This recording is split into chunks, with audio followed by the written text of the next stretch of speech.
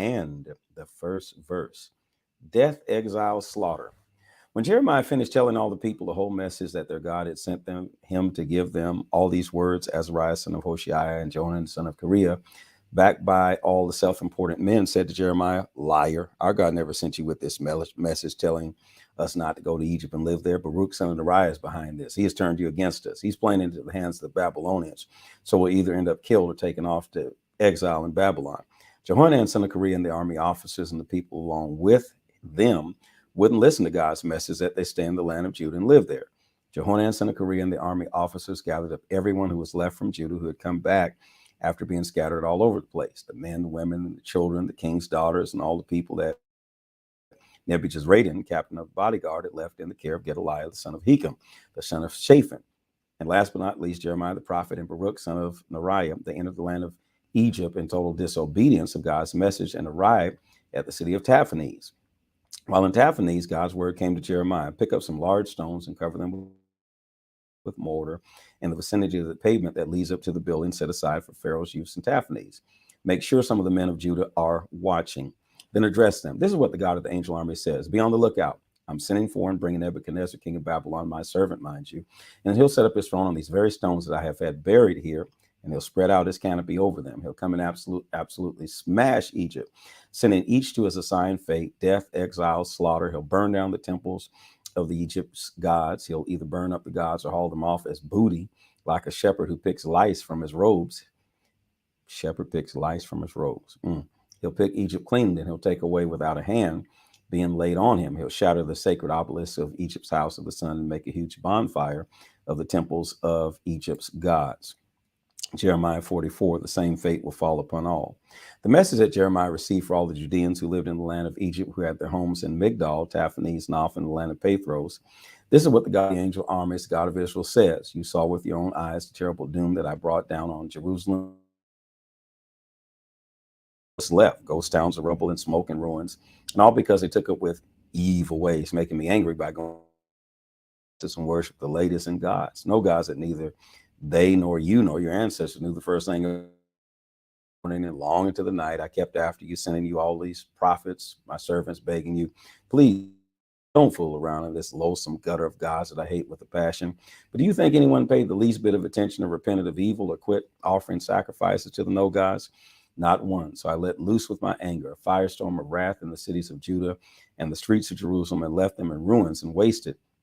And they're still in ruins and wasted. This is the message of God's, the God of the angel armies, God of Israel. So why are you ruining your lives by amputating yourselves, man, woman, child, and baby, from the life of Judah, leaving yourselves isolated, unconnected? And why did you deliberately make me angry by what you do, offering sacrifices to these no gods in the land of Egypt where you come to live? You'll only destroy yourselves and make yourselves an example used in curses and an object of ridicule among all the nations of the earth. Have you soon forgotten the evil lives of your ancestors, the evil lives of the kings of Judah and their wives, to say nothing of your own evil lives, you and your wives, the evil you flaunted in the land of Judah and the streets of Jerusalem? And to this day, there's not a trace of remorse, not a sign of reverence, nobody caring about living by what I tell them or following my instructions that I've set out so plainly before you and your parents.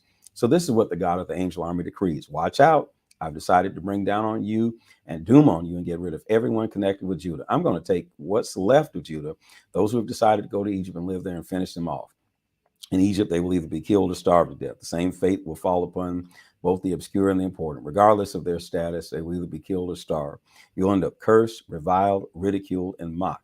I'll give those who are in Egypt the same medicine I gave those in Jerusalem: massacre, starvation, and disease.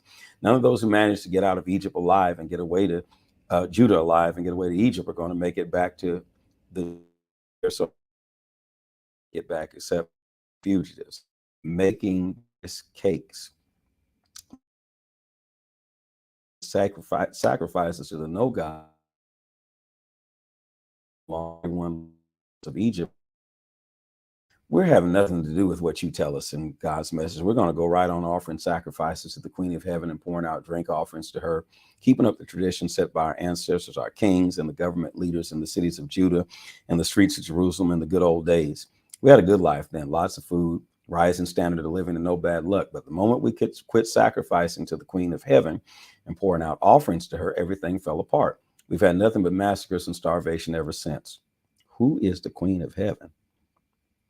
And then the women chimed in, yes, absolutely. We're going to keep at it, offering sacrifices to the queen of heaven and pouring out offerings to her. On our husbands behind us, they like it that we make goddess cakes and pour out our offerings to her. Who is this queen of heaven? Then Jeremiah spoke up, confronting the men and women, all the people who had answered so instantly. He said, the sacrifice that you and your parents, your kings, your government officials, and the common people of the land offered up in the cities of Judah and the streets of Jerusalem, don't you think God noticed? He noticed, all right. He got fed up. Finally, he couldn't take your evil behavior and your disgusting acts any longer. Your land became a wasteland, a death valley, a horror story, a ghost town, and it continues to be just that. This doom has come upon you because you kept offering all those sacrifices and you sinned against God. You refused to listen to him. You wouldn't live the way he directed, ignored the covenant conditions.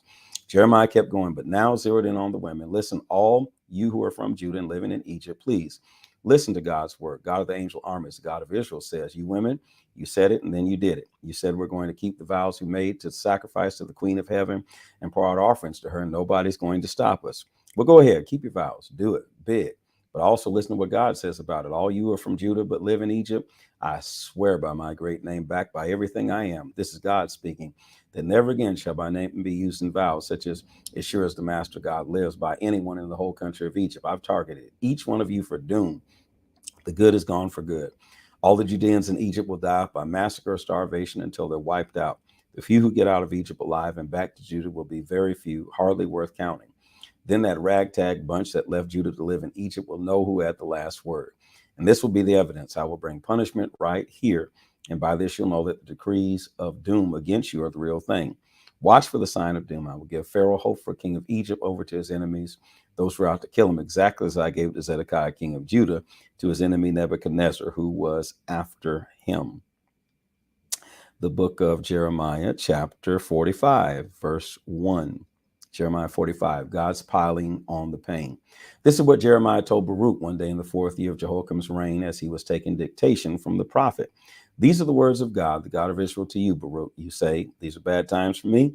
It's one thing after another. God is piling on the pain. I'm worn out and there's no end in sight. But God says, look around. What I built, I'm about to wreck. And what I planted, I'm about to rip up.